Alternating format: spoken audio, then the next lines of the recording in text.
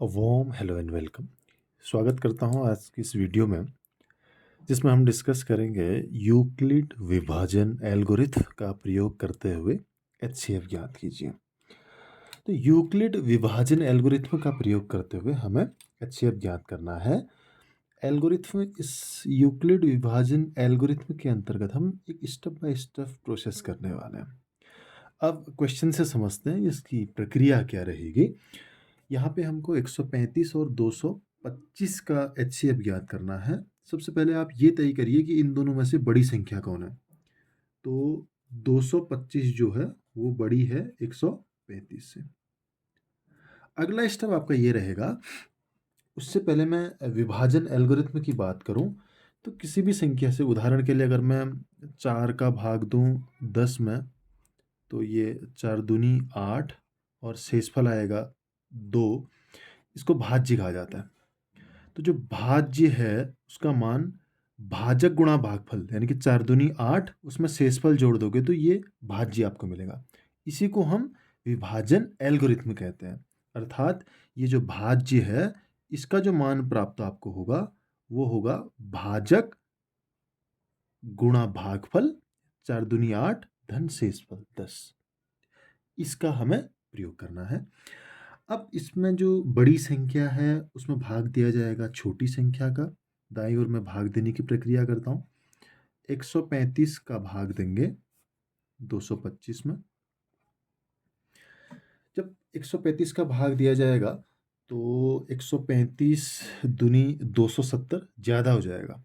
तो 135 एकम 135, घटाएं 5 में से 5 0, 12 में से 3 9, तो शेषफल आएगा 90।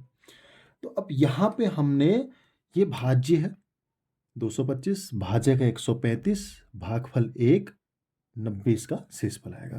तो इस 225 को मैं लिख सकता हूँ भाजक, अर्थात 135 गुणा 1 धन 90, ये आपका शेषफल रहेगा। अगले स्टेप में ये जो 90 है ये बन जाएगा आपका भाजक और भाज्य बनेगा आपका 135। और ये जो प्रक्रिया है वो तब तक करनी है जब तक कि शेषफल 0 नहीं आता। तो 90 का भाग आप 135 में दीजिए, 90 दूनी 180 ज़्यादा हो जाएगा, तो 90 एकम 90 और शेषफल आएगा आपका 45।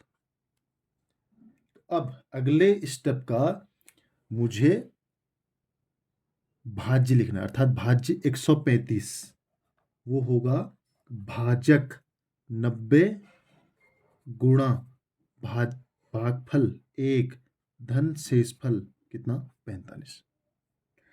फिर इसके बाद अगले स्टेप में ये 45 बनेगा भाजक, भाज्य बनेगा 90। तो 45 दूनी 90 और शेषफल आ गया आपका 0। तो इस 90 को, अब आप मुझे बताइए इस 90 को मैं क्या लिख सकता हूँ। इस 90 को हम लिख सकते हैं 45 गुणा 2 धन शेषफल कितना 0।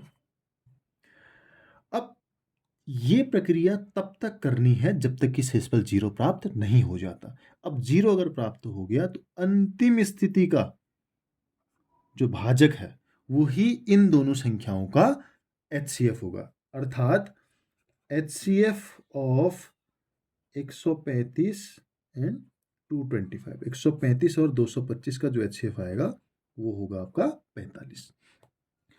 अब मैं इसको वेरीफाई करता हूँ क्या ये बात सही है कि नहीं। एचसीएफ का मतलब होता है वह बड़ी से बड़ी संख्या जिसमें हम, जिसका भाग उन संख्याओं में पूरी तरीके से चले जाता है, अर्थात शेषफल 0 हो जाता है। 45 का अगर आप भाग देंगे 135 में तो 45 का भाग 3 बार चले जाएगा, और 45 का भाग अगर आप 225 में देंगे तो ये आपका 5 बार चले जाएगा। तो 45 का भाग दोनों संख्याओं में जा रहा है, और ये बड़ी से बड़ी संख्या भी होगी जिसका भाग इन दोनों में जाएगा, अर्थात यही इन दोनों का एचसीएफ कहलाएगा। और यूक्लिड विभाजन एल्गोरिथम की सहायता से हमने इन दोनों संख्याओं का एचसीएफ ज्ञात करना सीखा। Thank you so much.